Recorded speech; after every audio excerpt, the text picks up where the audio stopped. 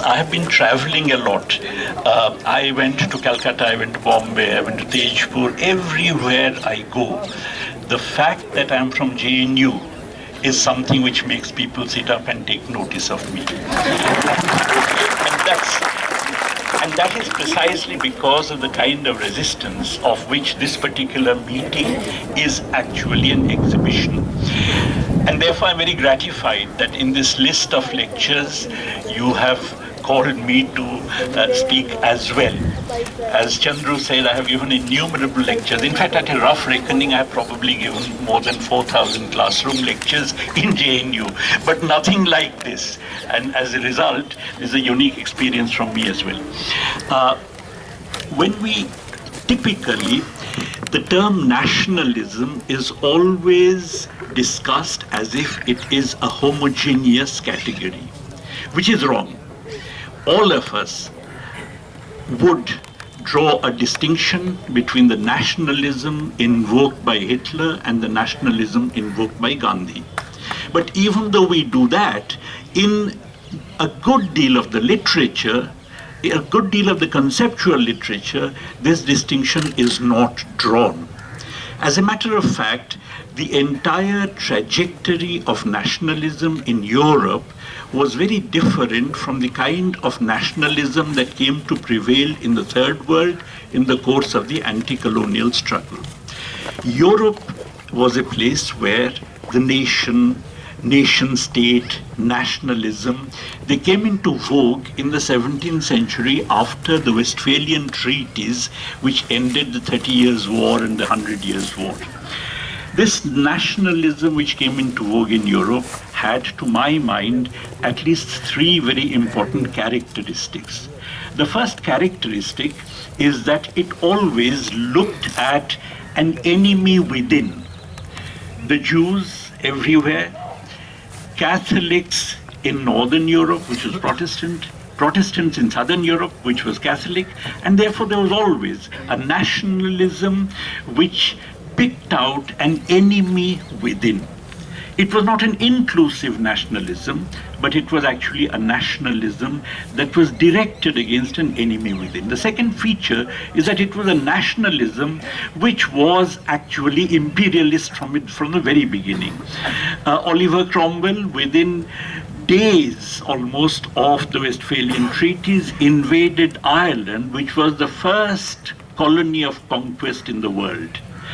And then, of course, we know that in India, elsewhere, the colonial powers who in Europe were living in peaceful coexistence of sorts at that time were engaged in struggles in Carnatic here and so on.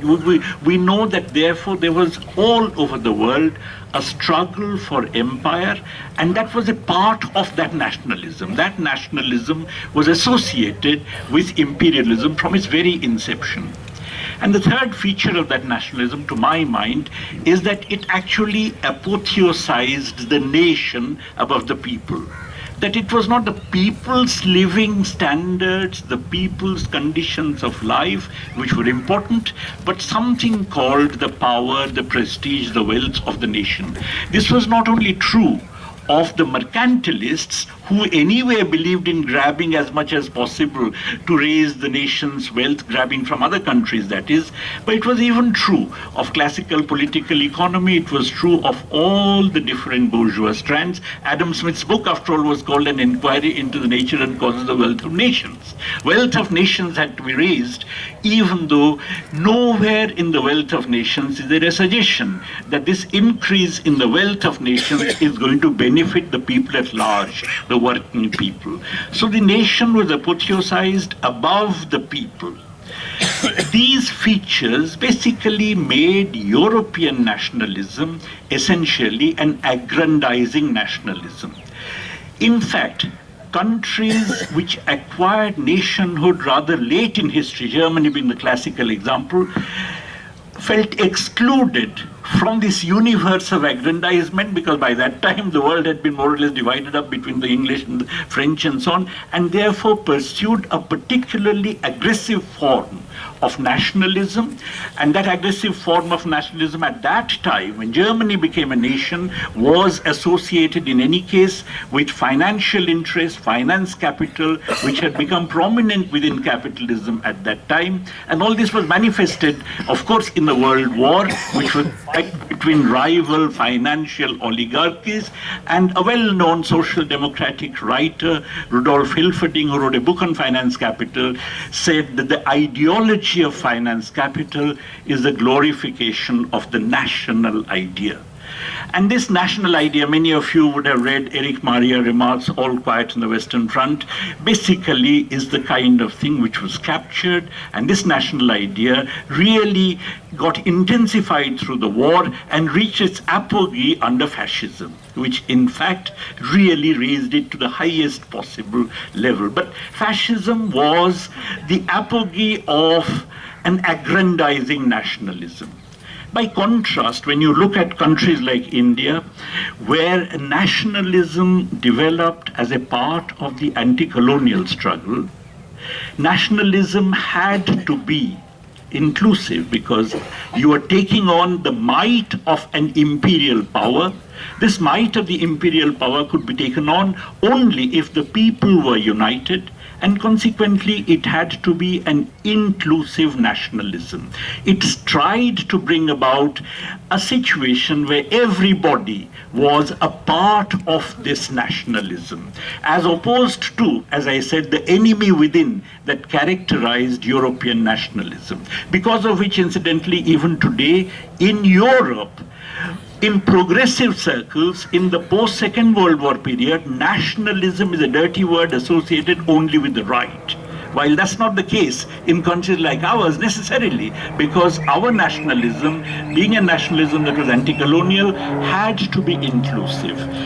It was inclusive as far as the people in the country are concerned. It also had an enormous sympathy for nationalisms of an anti-colonial kind which were developing in other parts of the world. It had to have solidarity with the struggles of other people against colonialism, and consequently it was a nationalism that recognized the validity, the legitimacy of other nationalisms rather than excluding them because it was a part of a common anti-colonial struggle. But the third and the most important feature of this nationalism, to my mind, is that it did not glorify the nation above the people. And to my mind, the classic quote is from Gandhi, who talked about freedom consisting in wiping away the tears from the eyes of every Indian. In other words, the idea was the people, that the nation was not above the people, nation was about the people. And therefore, these were some of the ways in which our anti-colonial nationalism was fundamentally different from the aggrandizing nationalism that developed in Europe and reached, as I said, its zenith in the period of fascism. But all this nationalism of the Third World, not only India, elsewhere in the Third World, had another feature which is very important, because in order to be inclusive, in order to bring in people into the anti-colonial struggle, it actually produced a kind of social contract. You look at the Freedom Charter in South Africa, you look at the Karachi Congress resolution in India, and elsewhere also, this kind of nationalism was really based on an agenda which in a sense was an agenda of inclusion, as an agenda of democracy, an agenda of egalitarianism. The Karachi Congress resolution, for instance, for the first time talked about universal adult suffrage being the basis for the formation of governments in post-independence India. It talked about many things. It talked about equality, it talked about juridical equality, equality before law, it talked about secularism in its own way, that the state will have no religion. It even talked about abolition of capital punishment, by the way, and it also talked about, abolition of capital punishment, which is very opposite at this time because we are talking about Afzal Guru and Yaqub Memon and so on. And in 1931 Karachi Congress resolution, it was stated that free India will abolish capital punishment. And it talked about free and compulsory primary education, which we still really don't have, and so on. In many ways, it was really a charter. And that charter constituted a kind of implicit or explicit social contract on the basis of which our nationhood was formed. In other words, it was a nation which consisted of the people coming into nationhood, forming a nation state to replace the colonial state, or attempting to form a nation state to replace the colonial state. This was very different from, as I said, the aggrandizing nationalism of the European kind. Now, from the very inception, this inclusive nationalism really had a lot of internal enemies as it were. One very obvious enemy is that if you're talking about equality, if you're talking about equality before law, if you're talking about universal adult franchise, in that case, you are really dealing an incredibly powerful blow to the millennia-old caste structure, in a situation of institutionalized inequality that had prevailed in our country for millennia. To talk about the fact that the Dalit would have the same political rights, the same vote, having the same value as the Brahmin, was really something which was a revolutionary statement. And the fact that it was done in 1931, let's not forget that in France, universal adult franchise came in 45, and in India in 1952. But it was visualized in 1931 itself. In Britain, universal adult franchise still had not come, though in 1928 women got the vote, and therefore there is substantial extension of the franchise. But the idea that you actually have everybody having an equal vote and therefore choosing the government together was something which was really a revolutionary concept as far as traditional India was concerned. In fact, I come from a village in Odisha, and I remember the 1952 elections in which my village had a lot of Brahmin landlords. They were scandalized that their vote would have the same value as the vote of the Dalits who happened to be in that village. So it was really a major, substantial change. And obviously, this substantial change had its own enemies to start with, traditional society, and particularly the Hindutvawadis. Our JNU, one of my colleagues, Professor Suviraj Jaiswal of the History Center, has argued, to my mind, very persuasively, that the essence of Hinduism is the caste system. That really there is, anything else can be altered, but the essence of Hinduism is the caste system. And the fact that you actually had a situation where a modern India was coming up that dealt a conceptual blow against the caste system was from the very beginning anathema as far as they are concerned. Many people, by the way, tried to look at, many people tried to look at the egalitarian tradition in India. Of course, there was a subterranean egalitarian tradition, but the basic dominant tradition, which was that of a society based on caste system, was inegalitarian. So I think looking at modern India as in some sense a continuation of traditional India is something which I really don't share very much. Modern India is one in which people are, as it were, raising themselves with their own bootstraps in order to constitute a nation, and it comes into being in the course of the anti-colonial struggle. The second kind of enemy of this inclusive, democratic, egalitarian nationalism, which was a part of the anti-colonial struggle, of course, came from capital. Now, one can say that capitalism, because of its inherently inequalizing tendencies, is really incompatible with the coming into being of such a nation. Because if the idea is egalitarian, then of course capitalism is not the way to do it. And in fact, whether you look at Gandhi, whether you look at Ambedkar, whether you look at Nehru, they all believed that somehow capitalism is not the solution to India's problem. Each of them had a different idea about what the solution was in terms of the economic regime, but all of them were united on this because they could see that capitalism, which is basically inequalizing tendencies, was really not the answer to the kind of modern India based on a new social contract that was coming into being. For a while, as we know, what we tried to develop in the Nehruvian era was a controlled capitalism, a regulated capitalism, in which the idea was, even though capitalists are there, they would be so hamstrung, they would be so tied up because of controls and regulations and so on, that really they cannot do much damage, that in some sense we do away with the inequalizing tendencies of capitalism. But of course, with that was not true to start with, and with neoliberalism, even those controls have all gone, and now, as we know, in these few years, inequalities have risen dramatically, and you have the formation of a new corporate financial oligarchy, which is much more aligned to the advanced countries, which is much more aligned to global finance than having anything to do with the Indian economy seen as an integrated unit. Our corporate groups go and buy companies elsewhere, they go and take over companies elsewhere, just as imperialist companies try and take over companies here. So you have a situation where you have the new corporate financial oligarchy obviously emerging as a major opponent of that inclusive concept of nationalism, because that inclusive concept of nationalism is fundamentally in opposition to all that neoliberalism stands for.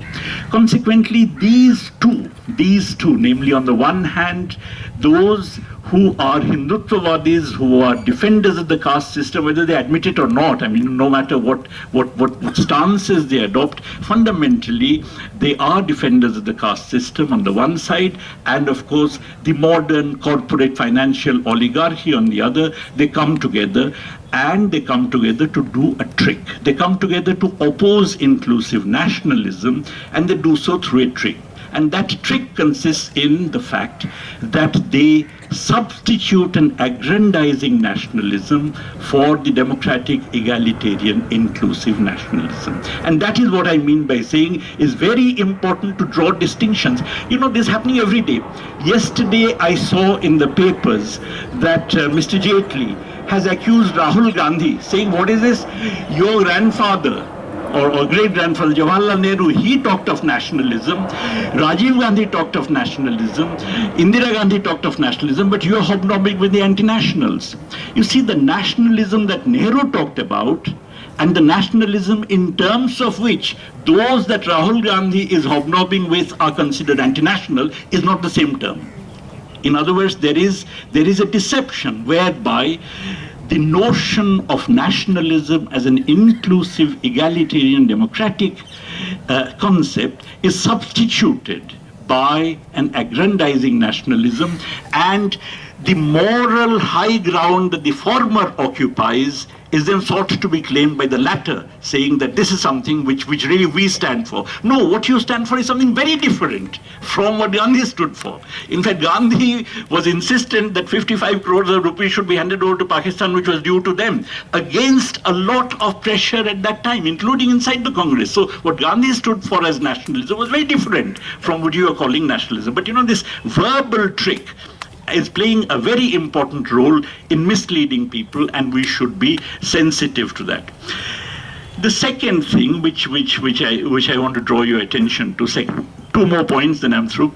The second thing which I want to draw your attention to is the following: that if it is a nationalism based on a social contract, implicit or explicit, in our case, you know, I mean, even though there was an explicit document, it is understood that there is a kind of social contract on the basis of which modern India comes into being. Then how do you ensure that this contract is going to be honored? How do you ensure that actually there is no violation of this contract, at least by the dominant segments of society, the dominant groups of society, the dominant regions inside the country? There was a very simple answer that Lenin provided to it, and Lenin's answer was that in big overarching countries, which consist of large numbers of different linguistic ethnic groups, you allow the right to secession. If anybody feels that the contract is being violated, then such an entity must have the right to secede. And the fact that this right to secede is recognized would also make the dominant segments not do things that would make people secede. Now, of course, in India, the right to secede was never a part of the constitution. Kashmir has a special status, but the right to secede was never written into the constitution. But precisely because it is not written into the constitution, it's very important that violations of the social contract, whenever issues are raised about such violations, must be discussed. In other words, there must be an openness through which people can raise issues about the violation of the social contract upon which the modern Indian nation is based. Now, if that is the case, then calling somebody anti-national, in my view, is against the spirit of this inclusive nationalism. In other words, one of the features of this inclusive nationalism is that the category of somebody being called anti-national just should not exist. Now, this is not, okay, I know that this is not just a conceptual fact. As a matter of fact, there have been, in the past, a great degree of tolerance. There were transgressions. I believe Sheikh Muhammad Abdullah's arrest and so on was a transgression. But the point is that nonetheless, there was a degree of tolerance. For instance, for a very long time, the CPIM, the biggest communist party in the country, actually had in its program recognition of the right to secession. They changed it much later in the 70s, and on the grounds that this might be used by imperialism, not on the grounds that it's anti-national. When Jyoti Basu became Deputy Chief Minister of West Bengal in 67 and 69, the party he belonged to actually recognized the right to secession. And nobody said they were anti-national. Nobody said you can't become Deputy Chief Minister of West Bengal because your party is anti-national. So the fact that in the course of a people becoming a nation on the basis of a social contract, which is, as I said, egalitarian, democratic, and so on, many people would raise voices that the social contract is being violated is something which is to be accepted, which is to be recognized, which is to be tolerated. And typically, the ideal in India was to tolerate all this. The fact that we're not doing so today is because, as I said, we have moved away from one notion of nationalism to another notion of nationalism. From the inclusive anti-colonial notion of nationalism to an alternative aggrandizing notion of nationalism. This aggrandizing notion of nationalism, to my mind, is the ideology of the corporate communal alliance which currently rules the country. And in fact, it's a very useful ideology because once you say national in this aggrandizing sense, and anybody who does not subscribe to your view becomes anti-national. It's a process of destruction of thought, because any thinking must be associated with raising questions, and when you raise questions, there'll be multiplicity of answers, and consequently, in any society at any given time, there would always be people holding all kinds of different views. If those views are suppressed on the grounds of their being anti-national, then you are ipso facto destroying thought, ipso facto suppressing thinking. And if you do that, then effectively you're putting pebbles into people's minds. And once you do that, then you can say that national, well, okay, observing Karwa Chauth is national and not doing so is anti-national. Eating beef is anti-national, and so on. So that, then you can shift the discourse in a way where national then gets identified with the practices of the Hindu religion. Now, this destruction of thought is really of a very serious kind, and what is more, it is not surprising that the most excellent institutions of the country, whether it's the Pune Film Institute, whether it is the Fine Arts Department of MS University, Baroda, whether it is JNU, of course, whether it's Hyderabad Central University, whether it's Jadavpur University, which is really an excellent university, you find that these are all the places where the attack is taking place. There's another feature about these places I want to draw your attention to. They're all publicly funded institutions. You don't find opposition arising in private universities, private institutions. I'm not blaming those students, but because they already have got commoditized. In other words, the process of destruction of thought is something which has already got institutionalized there. The few places which, because of their publicly funded character, still constitute locations of critique, of discussion, of intellectual excellence, are the places which are now being targeted. Now just imagine if a government actually destroys the best institutions of the country, destroys thought, effectively then what are you doing? You're making the country parasitic on foreign countries for ideas. And these are the people who are talking about nationalism. You know, in other words, really speaking, you actually make yourself completely dependent upon imperialism for ideas, and you talk about nationalism. So the struggle that we are engaged here in JNU is one which really is for exposing this aggrandizing nationalism, which is for defending thought, defending the critical tradition which has been built up here, striving for excellence, which alone is a guarantee that we would be able to respect the social contract on the basis of which this nation was formed. I wish you all success. Thank you.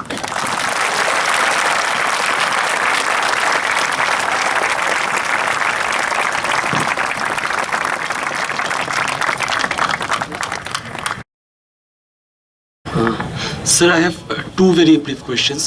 Firstly, you talked about how capitalism is an inherent contradiction to the kind of democracy we envisaged. Now, sir, Professor Kalyan Shandal in his book has argued that because we have this kind of democracy, even in a capitalist structure, the people who get economically excluded from the development process has to be the state. In other words, the state has to ensure their living at least.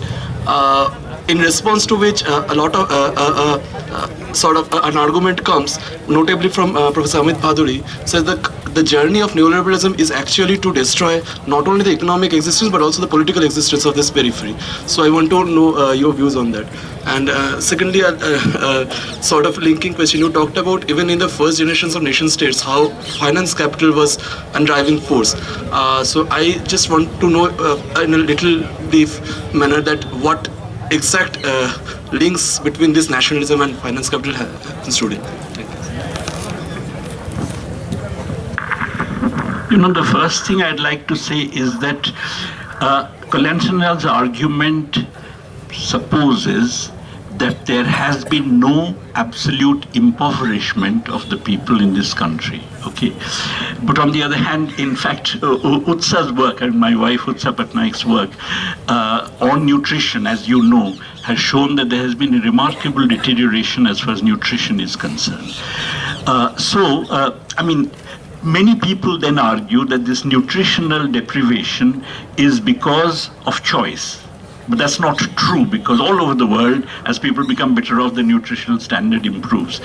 It's, to my mind, quite likely that privatization of education, health, and so on has basically made such a big impact on people's budgets that they are forced to consume less. Okay, so I think this whole, the basic presumption that nobody has become worse off is a presumption that I would not accept. Your second point about finance capital, you see, the initial nationalism was based on mercantile capital. As a matter of fact, even though nationalism began in the post-Westphalian period, already in Elizabethan England, you know Shakespeare's famous this thing about the Emerald Isle and so on, but already you have whiffs of nationalism in Elizabethan England, and that's associated with the struggle against Spain for primitive accumulation, for looting and so on. So the point is that nationalism gets associated with mercantile capital in one stage, industrial capital later, when you have free trade policies being imposed on third world colonies because you want to sell your manufactured goods, get hold of raw materials, and finance capital at the later stage. I think only in the turn of the end of 19th, beginning of 20th centuries, it gets associated with finance capital. And Hilferding, as I said, argued that the ideology of finance capital is a glorification of the national idea.